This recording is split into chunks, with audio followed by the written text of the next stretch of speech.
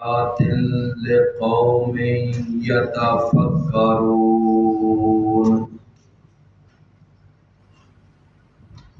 أم اتخذوا من دون الله شفعاء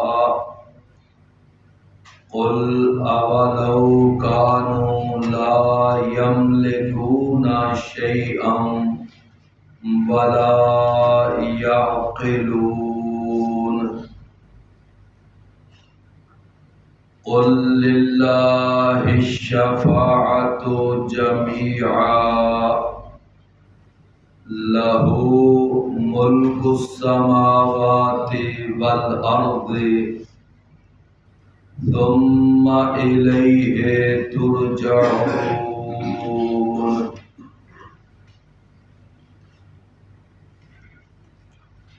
اللہ یتوفی الانفس، اللہ تعالی ہی فوت کرتا ہے جانوں کو، حین موتہا، ان کی موت کے وقت، والتی لم تمت فی منامہا، اور ان کو بھی کہ جن پر موت طاری نہیں ہوتی ان کو بھی اللہ فوت کرتا ہے ان کی نیند میں۔ فَيُمْسِكُ الَّتِي قَضَى عَلَيْهَا الْمَوْتَ، تو وہ چھوڑ دیتا ہے اس جان کو، پس وہ روک لیتا ہے اس جان کو کہ قضا علیہا الموت، جس پر اس نے موت کا فیصلہ کیا ہوتا ہے۔ وَيُرْسِلُ الْأُخْرَى، اور وہ چھوڑ دیتا ہے، واپس کر دیتا ہے دوسری کو، اِلیٰ اَجَلٍ مُّسَمًّى، ایک وقت مقرر تک۔ اِنَّ فِي ذَلِكَ لَآیَاتٍ، بے شک اس میں یقیناً نشانیاں ہیں، لِقَوْمٍ يَتَفَكَّرُونَ، ایسی قوم کے افراد کے لیے کہ وہ غور و فکر کرتے ہیں۔ ام اتخذوا من دون اللہ شفعاء، یا انہوں نے بنا رکھے ہیں اللہ کے علاوہ کچھ سفارشی۔ قل، فرما دیجئے اے نبی کریم صلی اللہ علیہ وسلم، اولو کانوا لا یملکون شیئا، اور کیا اگرچہ نہیں ہیں وہ مالک کسی بھی چیز کے، نہیں وہ اختیار رکھتے کسی بھی چیز کا، ولا یعقلون، اور نہ ہی وہ کوئی بات سمجھتے ہیں۔ قل، فرما دیجئے اے نبی کریم صلی اللہ علیہ وسلم، للہ الشفاعۃ جمیعا، اللہ تعالی کے لیے ہی سفارش کا اختیار ہے مکمل طور پر۔ لہ ملک السماوات والارض، اس اللہ تعالی کے لیے ہی آسمانوں کی بادشاہی ہے، والارض، اور زمین کی بادشاہی ہے۔ ثم الیہ ترجعون، پھر تم اس اللہ کی طرف ہی لوٹائے جاؤ گے۔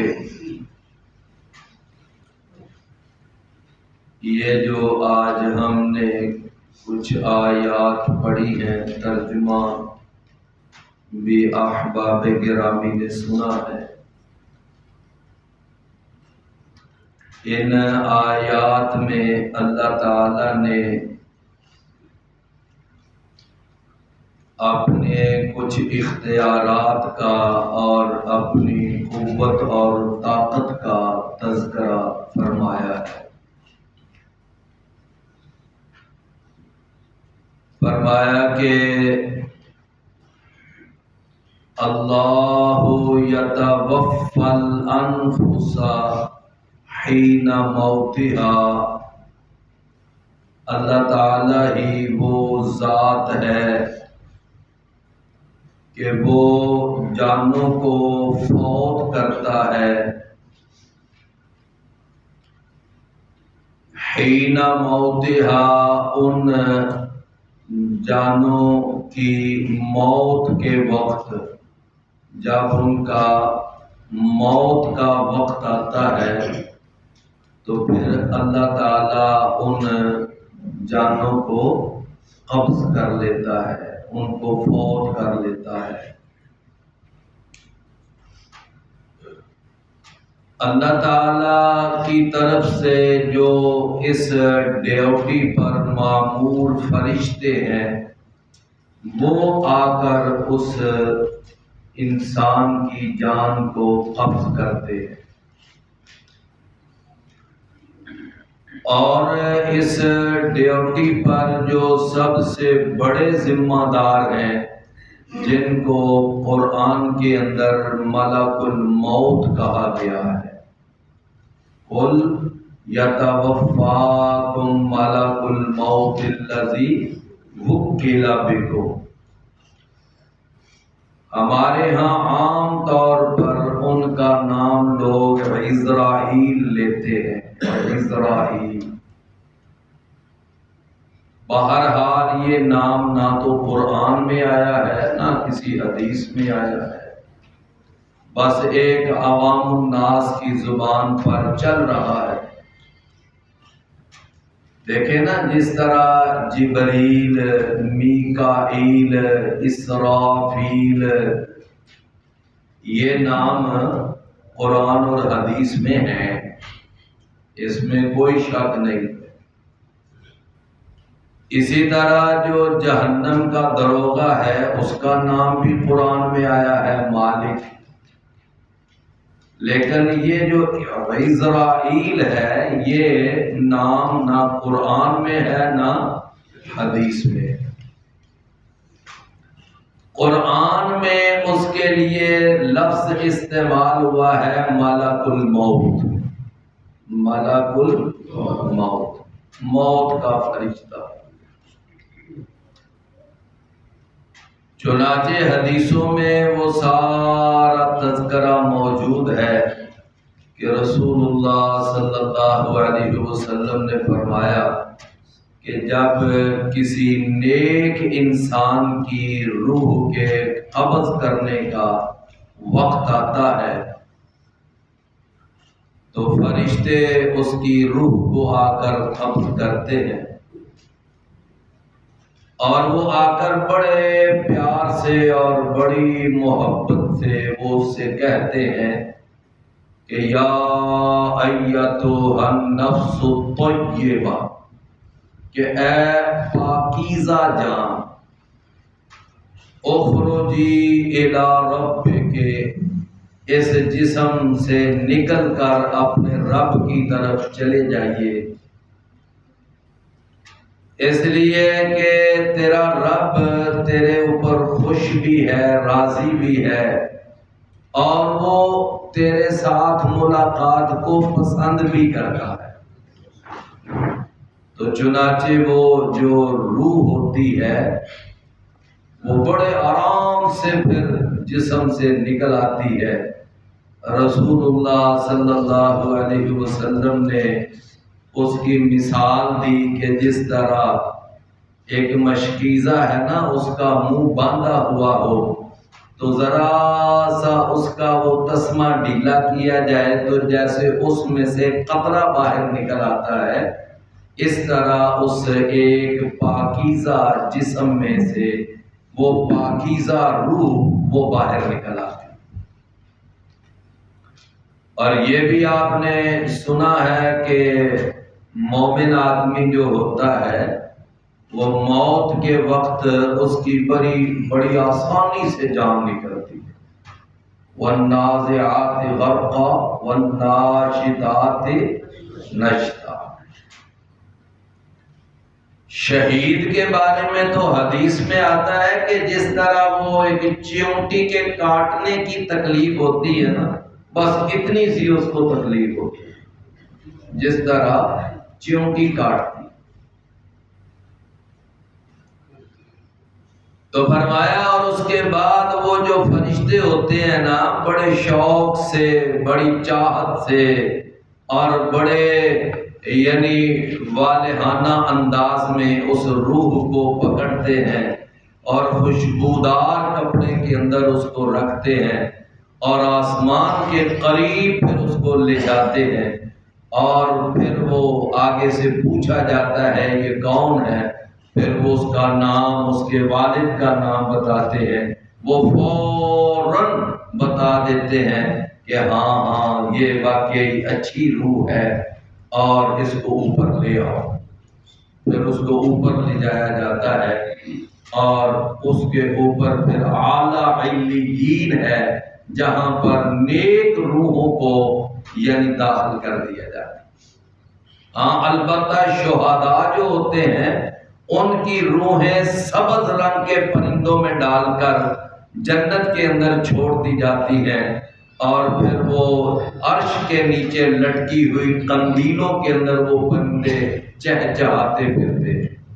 یہ شہیدوں کے ساتھ رسول اللہ صلی اللہ علیہ وسلم نے فرمایا باقاعدہ وہ پرندے جو ہیں جن کے اندر شہداء کی ارواح ہوتی ہیں وہ پھر جنت کے پھل کھاتے ہیں، وہاں کا رزق کھاتے ہیں.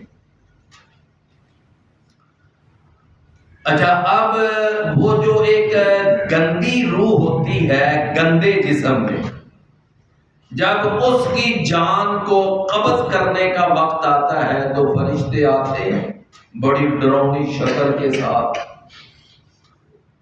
اور پھر اس کے بعد وہ نہ آ کر اس کو پتہ ہے کیا کہتے ہیں کہ یا ایتھا النفس الخبیثہ، اے گندی روح، تو ایک گندے جسم میں تھی، تو اس جسم سے نکل آ، تیرا رب تیرے اوپر ناراض ہے، بڑا سخت ہے یعنی غصے میں ہے، اور تو اب اپنے رب کی طرف جا. تو وہ نکلنا نہیں چاہتی، لیکن یہ ہے کہ وہ بڑی سختی کے ساتھ اس کی روح نکالتے.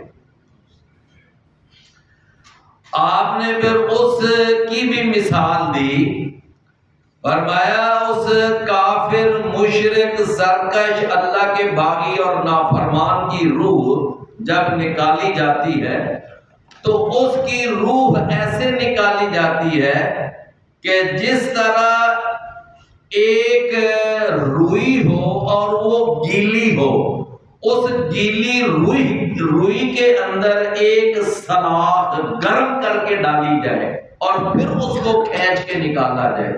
جتنی سختی کے ساتھ وہ پھر نکلتی ہے نا، فرمایا اس سے زیادہ سختی کے ساتھ کافر کی روح باہر آتی. پھر ان کے پاس ایک بڑا بدبودار قسم کا کپڑا ہوتا ہے، اس میں ڈالتے ہیں، پھر وہ آسمانوں کے قریب لے جاتے ہیں اور پھر اس کے لیے اجازت چاہتے ہیں کہ اس کو اوپر لے آئیں. وہ اس کا نام پوچھتے ہیں، وہ فوراً اس کا ریکارڈ چیک کرتے ہیں، کہتے ہیں نا اس کے بارے میں اوپر آنے کی اجازت ہی نہیں. لا تفتح لهم ابواب السماء، کہ ان کافروں کے لیے، مشرکوں کے لیے آسمان کے دروازے نہیں کھولے جاتے. فرشتے پھر ان کو بڑی حقارت کے ساتھ نہ نیچے پھینک دیتے ہیں، اور نیچے وہ جو سجین ہے، سجین، یہ جو فجار ہیں، کفار ہیں، مشرکین ہیں، ان کی روحیں کہاں بھیج دی جاتی ہیں؟ سجین میں. اور سجن کا معنی کیا ہوتا ہے؟ سجن کا معنی ہوتا ہے قید، اور سجین کا معنی بڑی سخت قید، بڑی سخت قید، وہاں پر اس کی روح کو بھیج دیا جاتا۔ اچھا، اللہ تعالی یعنی اللہ تعالی کی طرف سے یہ جو مقرر کردہ متعین کردہ یہ فرشتے جو ہیں وہ تمہاری وہ لوگوں کی روحیں قبض کرتے ہیں، تو ان کی موت کے وقت جو ہے نا وہ روح جو ہے وہ قبض کر لی جاتی ہے۔ اللہ تعالی کی طرف سے کون قبض کرتے ہیں؟ جو اس ڈیوٹی پر مامور فرشتے ہوتے ہیں۔ اللہ یتوفی الانفس حین موتها، اللہ تعالی فوت کرتا ہے جانوں کو حین موتها، ان جانوں کی موت کے وقت، جب موت کا وقت آ جاتا ہے۔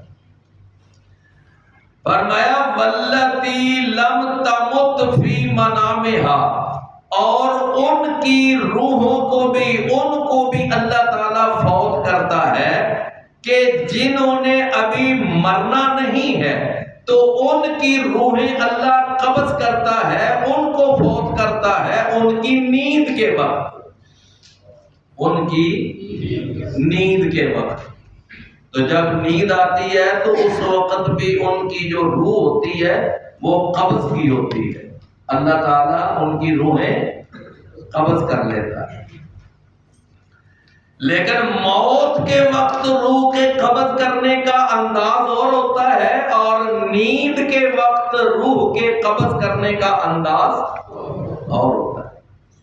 نیند کے وقت انسان کی سانس چلتی رہتی ہے، انسان کی نبض کام کرتی رہتی ہے، اور جسم البتہ یہ ہے کہ اس وقت انسان نہ دیکھ سکتا ہے، نہ انسان اس وقت کوئی بات، یعنی یہ چیزیں اس وقت اس کی کام نہیں کرتی۔ لیکن یہ ہے کہ نیند جو ہوتی ہے اس کو بھی موت کی بہن کہا جاتا ہے، نیند جو ہے یہ موت کی بہن ہے۔ رسول اللہ صلی اللہ علیہ وسلم جو ہے نا اس نیند کو موت کے ساتھ تشبیہ دیا کرتے تھے، موت کے ساتھ۔ جب آپ رات کے وقت بستر پر آرام کرنے کے لیے جاتے تو آپ اس وقت کیا دعا پڑھا کرتے تھے؟ اللہم بسمک اموت و احیا۔ کیا معنی ہے اس کا؟ کہ اے اللہ تیرے ہی نام کے ساتھ میں مر رہا ہوں، اموت میں مر رہا ہوں، اور صبح کے وقت تیرے ہی نام کے ساتھ میں زندہ ہوں گا۔ تو گویا نیند جو ہے یہ بھی ایک موت کی شکل ہے، اور خود رسول اللہ صلی اللہ علیہ وسلم نے فرمایا کہ اللہم بسمک اموت و احیا۔ اچھا، اس کے علاوہ یہ ہے کہ جب بندہ نیند سے بیدار ہوتا ہے تو اس وقت کیا دعا پڑھتا ہے؟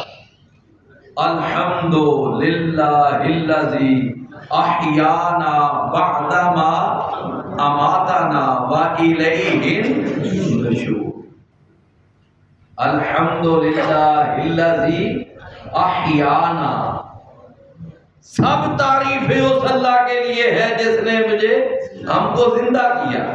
یعنی وہ پہلے موت والی کیفیت تھی نا، جو نیند والی کیفیت تھی وہ کیا تھی؟ موت والی کیفیت۔ تو سب تعریفیں اس اللہ کے لیے ہیں کہ جس نے مجھے ہمیں زندہ کر دیا، بعدما اماتنا، اس کے بعد کہ اس نے ہمیں موت دی، تو اب اللہ نے ہمیں زندہ کر دی۔ تو میرے پیارے بھائیوں، یعنی نیند کی حالت کو خود میرے اور آپ کے پیارے پیغمبر، میرے اور آپ کے پیر و مرشد، ہم سب کے ہادی و رہنما پیشوا اور مقتدا، ساری کائنات کے امام سردار اور اعلیٰ اور افضل، بہتر و برتر جناب محمد رسول اللہ صلی اللہ علیہ وسلم نے خود اپنی زبان مبارک سے نیند کو موت کہا، نیند کو موت کہا۔ یہ بات سمجھ آئی نا؟ اچھا اب آپ ذرا غور کریں کہ ایک بندہ سویا ہوا ہو، اس کو کچھ پتا چلتا ہے کہ میرے پاس لوگ کیا کر رہے ہیں، سویا، جب تک سویا ہوا ہے۔ ہاں ایک ہے کہ ایک بندہ جھوٹ موٹ سویا ہوا ہو، وہ ایک الگ بات ہے، لیکن حقیقت سویا ہوا ہو تو اس کے پاس کوئی بندہ کھانا کھا رہا ہے یا اس کے پاس کوئی بندہ کچھ بھی کر رہا ہے، اس کو نہیں پتا، سویا ہوا ہے نا، سمجھ آئی نا؟ تو جو سویا ہوا ہو اس کو نہیں پتا ہوتا کہ میرے پاس کیا ہو رہا ہے، اور جو مویا ہوا ہو اس کو پتا ہوتا ہے کہ اس وقت کائنات میں کیا ہو رہا ہے۔ نہیں بات سمجھے بھائی؟ سوئے ہوئے کو پتا نہیں چلتا تو کیا موئے ہوئے کو پتا چلتا ہے؟ سمجھے نا؟ تو مطلب یہ ہے کہ یہاں پھر اللہ تعالیٰ نے نا سورہ الاعراف کے اندر قرآن مجید میں بیان کیا اور بڑے ہی خوبصورت انداز میں عقیدہ سمجھایا، فرمایا کہ یہ بتاؤ تم جا کر ان سے اپنی مرادیں مانگتے ہو اور ان سے جا کر دعائیں کرتے ہو، ان کو مشکل کشا اور حاجت روا سمجھتے ہو اور ان کے بارے میں یہ عقیدہ رکھتے ہو کہ یہ ہمارے بگڑی بنانے والے ہیں، یہ نفع نقصان کے مالک ہیں، یہ ہماری اجڑی گود آباد کرتے ہیں، یہ بجھے ہوئے چولہے جلاتے ہیں، جن کے بارے میں تم یہ عقیدہ رکھتے ہو اور کئی دور وہاں سے ان کو ہاتھ اٹھا کر سلام کہتے ہو، وہ تو اندر مرے پڑے، ان کو کسی کو 900 سال ہو گئے، کسی کو 1000 سال، کسی کو 1400، تو کیا وہ تمہاری ان ساری حرکات و سکنات سے واقف ہیں؟ قرآن کہتا ہے سورہ الاعراف آخری رکوع، فرمایا کیا ان کے ہاتھ ہیں کہ جن کے ساتھ یہ کوئی چیز پکڑ سکے؟ کیا ان کے پاؤں ہیں کہ جن کے ساتھ یہ چل سکے؟ یا ان کی آنکھیں ہیں جن سے یہ کچھ دیکھ سکے؟ یا ان کے کان ہیں جن سے یہ کوئی چیز سن سکے؟ معنی یہ کہ اب تو ان کے جو اعضاء ہیں اب وہ اپنا کام کرنا چھوڑ چکے ہیں، اب وہ اپنا کام کرنا چھوڑ چکے ہیں۔ میرے بھائیو، انسان جب زندہ ہوتا ہے اس وقت پھر بھی انسان کے ہاتھ کام کر رہے ہوتے ہیں، پاؤں کام کر رہے ہوتے ہیں، آنکھیں دیکھ رہی ہوتی ہیں، کان سن رہے ہوتے ہیں، زبان چل رہی ہوتی ہے، اور باقی انسان کے جو جسم کے اعضاء ہوتے ہیں وہ ورک کر رہے ہوتے ہیں۔ تو اس وقت کوئی آدمی کسی کے کام آنا چاہے تو چلو ایک ظاہری اسباب کے تحت کسی کے کام آ سکتا ہے، لیکن اللہ کہتا ہے اب تو مرے پڑے ہیں، اب وہ تمہاری کیا بگڑی بنائیں گے؟ اب تو وہ مرے پڑے ہیں، اب تو وہ فوت شدہ ہیں، اب تو ان کے ہاتھ بھی کام نہیں کر رہے، پاؤں بھی کام نہیں کر رہے، آنکھیں اور کان بھی کام نہیں کر رہے، اور اب تم ان کو سمجھتے ہو یہ ہمارے حاجت روا ہے، یہ مشکل کشا ہے۔ یہ سورہ الاعراف کے آخری رکوع میں اللہ نے یہ مسئلہ سمجھایا۔ کیوں پہ بات سمجھ آئی نا؟ وہ ایک مولانا الطاف حسین حالی تھے نا رحمت اللہ علیہ، بڑے اچھے شاعر تھے اور توحید والے شاعر تھے، ورنہ اکثر شعراء ان کا عقیدہ بڑا ہی گندا اور بڑا ہی خراب ہوتا ہے اور یہ لوگوں کو گمراہ کرتے ہیں، لیکن بعض شعراء ماشاءاللہ، تو وہ الطاف حسین حالی کہتے ہیں کہ جو کروٹ بدلنا نہیں جانتے ہیں ہم انہیں حاجت روا مانتے ہیں۔ جو پڑے پڑے اپنی کروٹ بدل سکتے ہیں جی، اپنی کروٹ تک نہیں بدل سکتے، یعنی اگر دائیں طرف لیٹے ہیں بائیں طرف نہیں ہو سکتے، بائیں طرف ہیں تو دائیں طرف اپنی گردن نہیں گھما سکتے، اپنی کھلی آنکھیں نہیں بند کر سکتے، اپنا دور پڑا ساتھ نہیں لگا سکتے، اپنی ناک پر بیٹھی ہوئی مکھی کو خود اڑا نہیں سکتے، یہ ان کی کیفیت ہے۔ منہ کھلا ہوا ہے، اس کو بند نہیں کر سکتے، کسی پاس بیٹھے ہوئے نے اس کا منہ بند کرنا ہے، اس کی آنکھیں بند کرنی ہے، اور پاؤں اگر دور دور ہے تو ایک چھوٹی سی وہ رسی باندھ کر، وہ ایک ٹاکی باندھ کر انگوٹھے ملا دیے جاتے ہیں۔ تو یہ ساری کیفیت کپڑے کینچی کے ساتھ کاٹ کر اتارے جاتے ہیں۔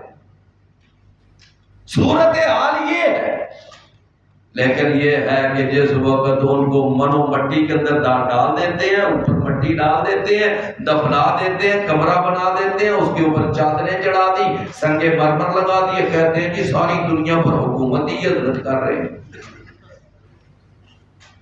ساری دنیا پر یہی تو نظام چلا رہے ہیں۔ جو باہر پڑے ہوئے تھے، اپنی کھلی آنکھیں بند نہیں کر سکتے تھے، ناک پہ بیٹھی مکھی نہیں اڑا سکتے تھے، کروٹ نہیں بدل سکتے تھے، اندر چلے گئے تو ساری دنیا پر حکومت چلا رہے۔ کیوں بھی بات سمجھے؟ تو میرے پیارے بھائیوں، اللہ تعالیٰ نے ارشاد فرمایا واللتی لم تمت فی منامہا، تو نبی صلی اللہ علیہ وسلم نے موت کو نیند کو کیا کہا ہے؟ یہ موت ہے۔ جیسا کہ میں نے آپ کو دو حدیثیں سنائی ہیں نا، فرمایا واللتی لم تمت فی منامہا، اور وہ جانے کہ جن کو اس نے ابھی وہ فائنل موت نہیں دینی ہوتی، ان کی بھی روحیں اللہ قبض کرتا ہے ان کی نیند کے وقت۔ فَيُمْسِكُ الَّتِي قَضَىٰ عَلَيْهَا الْمَوْتَ، تو وہ روک لیتا ہے ان روحوں کو اپنے پاس کہ جن کے اوپر اس نے موت کا فیصلہ کیا ہوتا ہے، جن پر اس نے موت کا فیصلہ ہو چکا ہے، اب اس کی روح واپس نہیں آئے گی۔ اس کی روح اب کب واپس آئے گی؟ کب اس کے جسم میں روح ڈالی جائے گی؟ جب قیامت آئے گی، پھر اللہ ان کو قبروں سے زندہ کرے گا، یہ قبروں سے باہر آئیں گے، پھر اللہ کے پاس جائیں گے۔ فرمایا کہ وَيُرْسِلُ الْأُخْرَى، اور وہ چھوڑ دیتا ہے، واپس بھیج دیتا ہے دوسری روح کو کہ جن پر ابھی موت کا فیصلہ نہیں ہوا، جن پر ابھی موت کا فیصلہ ان کی روحوں کو اللہ واپس کر دیتا ہے۔ فرمایا اِلَىٰ أَجَلٍ مُّسَمًّى، کب تک پھر اللہ واپس کرتا رہتا ہے؟ ایک مقررہ مدت تک۔ یہاں مقررہ مدت سے مراد موت کا وقت ہے، یعنی وہ ایسے سوتے ہیں پھر جاگتے ہیں، پھر سوتے ہیں پھر جاگتے ہیں، لیکن جب پھر موت کا وقت آ جاتا ہے تو پھر اللہ اس کی روح کو واپس نہیں بھیجتا۔ رسول اللہ صلی اللہ علیہ وسلم نے تعزیت کے موقع پر کون سی دعا سکھائی ہے؟ ہمارے ہاں تو یہ چلتا ہے نا، کسی کے ہاں فوتگی ہو جائے، ہاں جی چلیں جی ادھر ذرا فاتحہ پڑھیں گے، فاتحہ نام رکھا ہوا ہے فاتحہ۔ تو میرے پیارے بھائیوں، یہ فاتحہ خوانی اور پھر وہ جو ایک رسمن دعا بنائی ہوئی ہے کہ وہاں پر جاؤ اور جا کر ایسے ہاتھ اٹھاؤ اور ساتھ ہی دو لمحوں کے بعد ایسے چلو، پھر کوئی آیا پھر ہاتھ اٹھاؤ، پھر یہ دعا رسول اللہ صلی اللہ علیہ وسلم سے ثابت نہیں۔ اور جہاں دعا ثابت تھی، جہاں دعا کرنی چاہیے تھی، اور نبی صلی اللہ علیہ وسلم جہاں بڑے اخلاص سے دعائیں کیا کرتے تھے، اور صحابہ بیچارے خواہش کیا کرتے تھے کہ کاش آپ یہ جو جنازہ پڑھا رہے ہیں اور یہ جو دعائیں کر رہے ہیں، میری میت ہوتی ہے اور میری میت پر جنازہ یہ دعائیں پڑھتی۔ وہاں پر جھٹکا کیا جاتا ہے، وہاں پر فٹافٹ کوئی آدھے منٹ کا جنازہ، کوئی پونے منٹ کا جنازہ، ریکارڈ میں یہ بات شامل ہے۔ وہاں پر اس میت کے ساتھ یہ سلوک، اور جہاں پر دعا ثابت ہی نہیں ہے، کوئی دلیل ہی نہیں ہے، وہاں جی آؤ دعا کرو، آؤ جی دعا کرو، آؤ جی دعا کرو، ایک دن کے اندر کوئی ہزار دفعہ دعا ہوتی ہے، لیکن جہاں کرنی چاہیے تھی وہاں کی نہیں۔ تو میں عرض یہ کر رہا تھا کہ یہ جو ہے نا ایک رسم بنی ہوئی ہے۔ رسول اللہ صلی اللہ علیہ وسلم نے تعزیت کے لیے کیا کلمات سکھائے؟ انا للہ ما اعطا وَلَهُ مَا أَخَذَ وَلِكُلٍّ عِندَهُ أَجَلٌ مُّسَمًّى وَلِكُلٍّ عِندَهُ أَجَلٌ مُّسَمًّى۔ اللہ ہی کا یہ فرد تھا جو اللہ نے دیا، اللہ ہی کا یہ فرد ہے جو اللہ نے واپس لے لیا، اور ہر ایک کی اللہ کے ہاں واپسی کی ایک ڈیٹ فکس ہے، تاریخ متعین ہے۔ وَلِكُلٍّ عِندَهُ أَجَلٌ مُّسَمًّى، ہر ایک کی ایک ڈیٹ مقرر ہے۔ فرمایا فَلْتَصْبِرْ وَلْتَحْتَسِبْ، جس کا کوئی بیٹا فوت ہو گیا یا باپ فوت ہو گیا یا والدہ فوت ہو گئی، اس کو مخاطب کر کے کہو کہ فَلْتَصْبِرْ وَلْتَحْتَسِبْ، اب اس وقت تو صبر کر اور اس صبر پر اللہ سے ثواب کی امید رکھ۔ تو یہ ہے یعنی اِلیٰ اَجَلٍ مُّسَمًّى، اس سے کیا مراد ہے؟ موت۔ فرمایا وَيُرْسِلُ الْأُخْرَى إِلَىٰ أَجَلٍ مُّسَمًّى إِنَّ فِي ذَلِكَ لَآيَاتٍ، بے شک اس میں یقیناً بہت بڑی بڑی نشانیاں ہیں، لِقَوْمٍ يَتَفَكَّرُونَ، ایسی قوم کے لیے کہ جو کیا کرتے ہیں؟ جو غور و فکر کرتے ہیں، جو سوجھ بوجھ سے کام لیتے ہیں۔ لو كنا نسمع او نعقل ما كنا في اصحاب السعیر، اور وہ لوگ جو ہٹ درمی اور ضد کے اوپر مبنی اپنی زندگی گزارتے ہیں، جن کا مقصد ہٹ درمی ہوتا ہے اور ضد ہوتا ہے، جو غور و فکر نہیں کرتے، تو پھر ان کو کوئی نشانی نظر آئے گی؟ کیوں بھی بات سمجھ آئی نا؟ ابو جہل آپ دیکھیں کتنا بڑا ہٹ دھرم انسان تھا، کتنا بڑا ضدی انسان تھا کہ اللہ تعالیٰ سے جا کر بیت اللہ کا دروازہ پکڑ کر دعا کر رہا ہے، کہتا ہے کہ اے اللہ، اگر یہ محمد صلی اللہ علیہ وسلم اور اس کا پیغام سچا ہے تو تو ہمارے اوپر پتھروں کی بارش برسا کر ہمیں تباہ کر دے، ہمیں تباہ ہونا گوارا ہے، لیکن اس سچے رسول کی بات ماننا گوارا نہیں۔ یہ اس کو کیا کہیں گے؟ یہ ہٹدر بھی ہے نا، یہ ضد ہے۔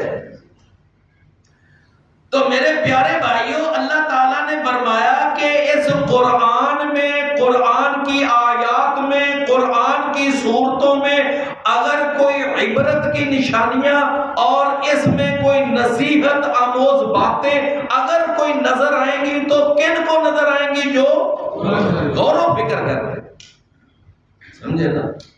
اور جو آدمی غور و فکر نہیں کرے گا، ضد سے کام لے گا، اس کو کوئی نشانی نہیں۔ اچھا جی، اب نیند کی اس کیفیت اور پھر جاگنے کی اس کیفیت، یعنی نیند اور موت، اس کے اندر کیا ہمارے لیے عبرت کی نشانی ہے؟ اللہ تعالیٰ نے یہ فرمایا کہ تم اپنی روزمرہ زندگی میں دیکھتے ہو کہ ہم سوتے ہیں پھر جاگتے ہیں، پھر سوتے ہیں پھر جاگتے ہیں۔ جو اللہ اتنی قدرت اور طاقت کا مالک ہے، وہ تمہیں مارنے کے بعد یعنی نیند دینے کے بعد دوبارہ بیدار کر دیتا ہے، تو یہ روزانہ کی بنیاد پر تمہیں موت آتی ہے، پھر زندگی ملتی ہے، پھر موت آتی ہے، پھر زندگی ملتی ہے۔ تو جو تمہیں روزانہ کی بنیاد پر یہ موت و حیات کے ساتھ دوچار کر رہا ہے، تو وہ اللہ کل قیامت کے دن تمہیں دوبارہ زندہ نہیں کر سکتا۔ کیوں بھی بات سمجھ آئی نا؟ اس اللہ کے لیے تمہیں دوبارہ زندہ کرنا کون سا مسئلہ ہے؟ جو اللہ دن سے رات نکالتا ہے، رات سے دن نکالتا ہے، اور پھر اللہ تعالیٰ یہ ساری پھر تبدیلیاں کرتا رہتا ہے۔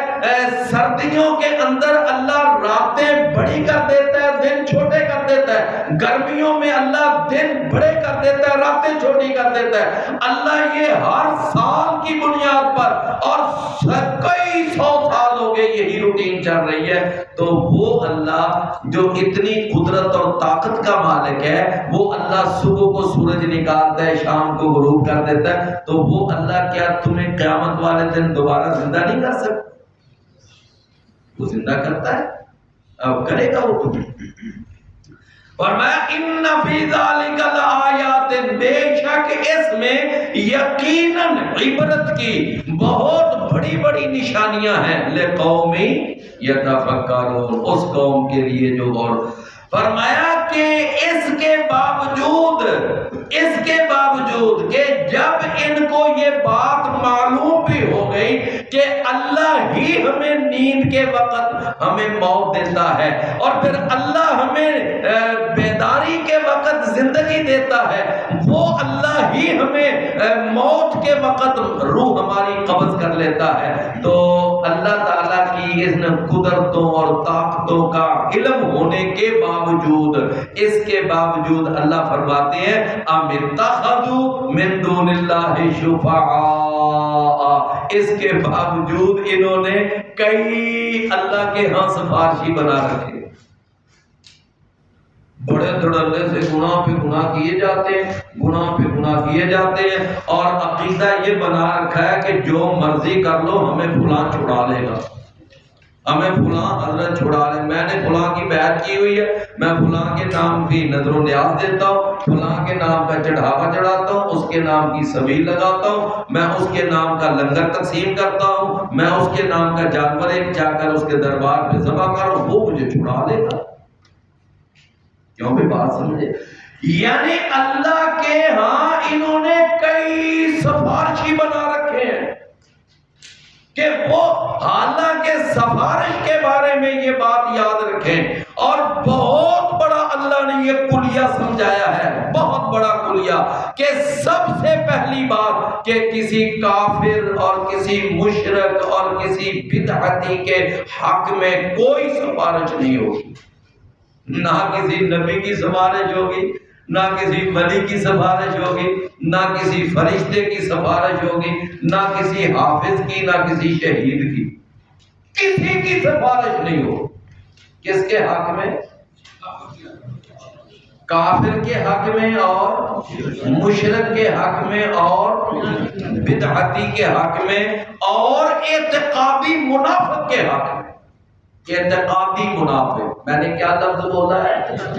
اعتقادی، ایک ہوتا ہے عملی منافق، ایک ہوتا ہے اعتقادی منافق۔ اعتقادی منافق سے مراد کہ جس کے عقیدے میں نفاق رچا ہوا اور اس نے کلمہ صرف مسلمانوں کو دھوکہ دینے کے لیے پڑھا، اس کو کیا کہتے ہیں؟ اعتقادی منافق۔ تو ان کے حق میں کوئی سفارش نہیں ہوگی۔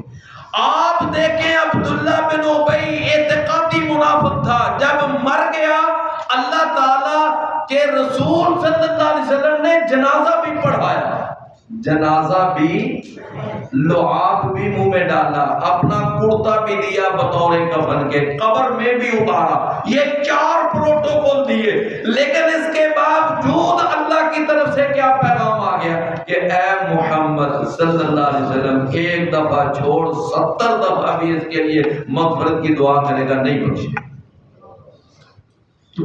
سمجھ آئی نا بات؟ نہیں بخشے۔ لوگوں نے یہاں عقیدہ بنایا ہوا ہے کہ اللہ کا پکڑا چھڑا لے محمد کا پکڑا چھڑا کوئی نہیں سکتا، یہ غلط ہے عقیدہ۔ آپ سمجھے نا، اللہ نے پکڑا نا عبداللہ بن ابی کو، اور محمد صلی اللہ علیہ وسلم چھڑانا چاہتے ہیں، دعا کر رہے ہیں اللہم اغفر لہ وارحمہ، یہی دعا کی نا وہ جنازے میں، اللہ نے کہا نہیں۔ سمجھے نا؟ تو میرے پیارے بھائیوں، ایک کافر کے حق میں، ایک مشرک کے حق میں، ایک اعتقادی منافق کے حق میں اور ایک بدعتی کے حق میں سفارش نہیں ہوگی۔ یہ 4 باتیں پلے باندھ ہیں۔ آپ ذرا دیکھیں کہ اللہ کے نبی حوض کوثر پہ کھڑے ہوں گے، حوض کوثر پہ کھڑے ہوں گے، اور ایک ٹولہ آئے گا نا، کن کا بلا؟ اہل بدعت کا، تو فرشتے ان کو پیچھے ہٹائیں گے، کہیں گے پیچھے ہٹ جاؤ، وہ کہیں گے ہم بلکہ رسول اللہ صلی اللہ علیہ وسلم فرماتے ہیں میں آگے بڑھوں گا، میں ان کو آگے لانے کے لیے اور میں حیران ہو جاؤں گا کہ فرشتے ان کے اوپر لاٹھی چارج کر رہے ہیں، تو میں پوچھوں گا کہ یہ میری امت کے لوگ، ان کے چہرے چمک رہے ہیں اور ان کے ہاتھ چمک رہے ہیں، اچھا یہ چہرے اور ہاتھ کیوں چمک رہے ہیں؟ جی وضو کی وجہ سے۔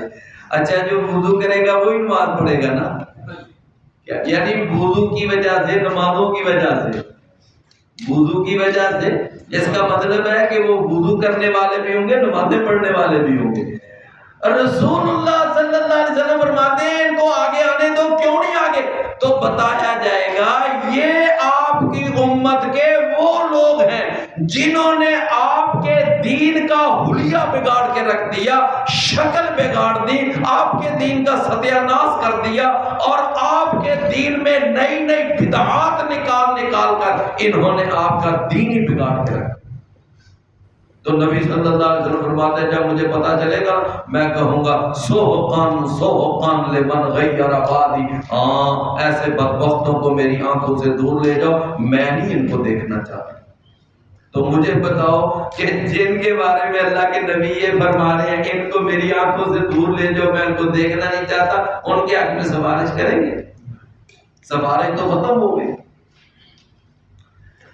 مشرک کے بارے میں رسول اللہ صلی اللہ علیہ وسلم نے صاف لفظوں میں فرمایا جب اذان ہو جائے تو اذان کا جواب دو، بعد میں درود پڑھو، بعد میں میرے لیے وسیلے کا سوال کرو۔ فرمایا جو آدمی یہ تین کام کرے گا حلت لہ شفاعتی یوم القیامہ، اس کے حق میں میری سفارش قیامت والے دن لاگو ہو جائے گی، لیکن شرط یہ ہے کہ وہ مشرک نہ ہو۔ یہ اللہ کے رسول کا فرمان ہے، صحیح مسلم میں، شرط یہ ہے کہ وہ مشرک نہ ہو۔ کافر کے بارے میں قرآن میں آیت آتی ہے ان الذین کفروا وماتوا وهم کفار، جو آدمی مر گئے اس حال میں کہ وہ کافر ہے، لن يقبل من احدهم ملء الارض ذهبا، فرمایا ان کے حق میں اگر یہ زمین کے برابر بھی سونا دیں گے اللہ نہیں قبول کرے، کسی کی سفارش آ جائے ان کی سفارش، بلکہ مشرک کے حق میں سفارش نہیں ہوگی، اور اگر کوئی سفارش کرے گا بھی تو چلے گی نہیں۔ ابراہیم علیہ السلام اپنے باپ کے بارے میں کریں گے کہ نہیں سفارش؟ کریں گے، لیکن اللہ نہیں قبول کرے گا۔ ابراہیم علیہ السلام جانتے ہیں کتنے بڑے اللہ کے پیارے ہیں، کتنا اللہ کے ساتھ تعلق ہے، ہر قربانی دینے والے، ہر امتحان میں پاس ہونے والے، اللہ سے کہیں گے یا اللہ میں نے تیری خاطر اتنے دنیا میں بڑے بڑے کام کیے، یا اللہ میری خاطر میرے اس باپ کو بخش دے۔ اللہ کہے گا نا ابراہیم میرا اصول اٹل ہے، میرا اصول بدلا نہیں جاتا، اگرچہ تیرا باپ ہے لیکن مرا شرک پہ تن نہیں بخشا جائے گا۔ بات سمجھ آئی نا؟ تو لہذا میرے بھائیو ام اتخذوا من دون اللہ شفعاء، کیا انہوں نے اللہ کے سوا اور سفارشی بنا رکھے ہیں؟ قل اے نبی فرما دیجئے اولو کانوا لا یملکون شیئا ولا یعقلون، کہ اس کے باوجود یہ ان کو سفارشی بنائے رکھیں گے کہ جب یہ جانتے بھی ہیں کہ یہ کسی چیز پر اختیار نہیں رکھتے، ان کا کسی چیز پر کوئی اختیار نہیں ہے، فرمایا ولا یعقلون، اور یہ سمجھتے بھی نہیں۔ اچھا سمجھے گا وہ جو سنے گا، جو سنے گا نہیں وہ سمجھے گا؟ اور بھئی سمجھنے کے لیے پہلے سننا ضروری ہے۔ تو قرآن تو کہتا ہے یہ مردے سنتے ہی نہیں ہے، اِنَّكَ لَا تُسْمِعُ مَنْ فِي الْقُبُورِ، جو قبروں والے ہیں یہ نہیں سنتے، اچھا وہ سنیں گے تو کچھ سمجھیں گے نا، سمجھے نا؟ اور پھر اللہ قرآن میں کہتا ہے یہ جو خبروں میں پڑھے ہیں اموات، یہ مردے ہیں، غیر احیاء، یہ زندے نہیں ہیں، سمجھے نا؟ اور ہمارے ہاں عقیدہ پایا جاتا ہے جی مردے زندہ ہوتے ہیں۔ دیکھو کیسی عجیب خوبی ہے، مردے زندہ ہوتے ہیں۔ ایک طرف کہتے ہیں مردے اور دوسری طرف کیا کہتے ہیں؟ زندہ ہوتے ہیں۔ بھائی مردے ہیں تو زندہ نہیں ہوتے، زندہ ہیں تو وہ مردے نہیں ہیں۔ تو کیسا عجیب عقیدہ ہے جی، مردے زندہ ہوتے ہیں۔ اللہ حافظ عبداللہ بہاولپوری رحمت اللہ علیہ، نام سنا ہے نا کبھی؟ کہتے ہیں ایک دفعہ میرے پاس ایک آدمی آیا تو مجھے کہتا ہے کہ جی میں نے آپ سے ایک مسئلہ پوچھنا ہے۔ میں نے کہا ہاں بتاؤ۔ کہتا ہے میں نے یہ پوچھنا ہے کہ کیا مردے سنتے ہیں؟ یہ بھی کوئی بات ہے، کسی وقت کسی کے گھر کوئی فوتگی ہو جائے تو وہاں جو مردہ پڑا ہوگا اس کو جا کر بلا کے دیکھ لیں۔ تو بات آپ سمجھیں، کہتے ہیں یہ بھی کوئی بڑا بات ہے، اس میں کون سا مسئلہ ہے کہ کسی کے ہاں یا اپنے ہاں اگر کوئی فوتگی ہو گئی تو جو میت پڑی ہوگی نا اس کو بلا کے دیکھ لینا، اگر اس نے تیری بات سن لی، تیری بات کا جواب دے دیا تو سمجھ لینا یہ سن رہا ہے، اور اگر اس نے کوئی جواب نہ دیا تو سمجھ لینا یہ نہیں سن۔ فرمایا اولو کانوا لا یملکون شیئا ولا یعقلون قل للہ الشفاعۃ جمیعا، کہ سفارش کا مکمل طور پر اختیار صرف اللہ کے پاس ہے۔ اللہ جس کو اجازت دے گا وہ سفارش کرے گا۔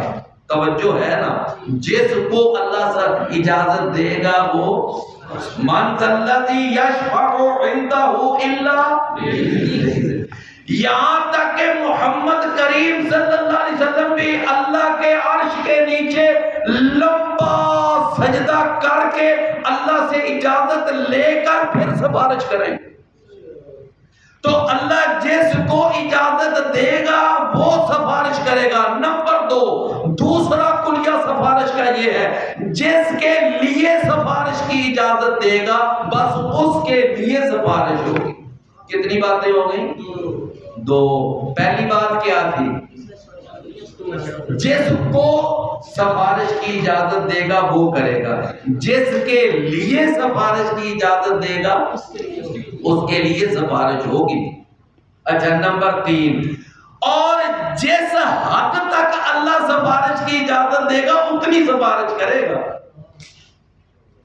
اس کے لیے حد بھی اللہ مقرر کرے گا کہ تو بس اس حد تک۔ اب جو حافظ ہے وہ کتنی سفارش کر سکتا ہے؟ 10، اور جو شہید ہے وہ 70 کی سفارش کر سکے۔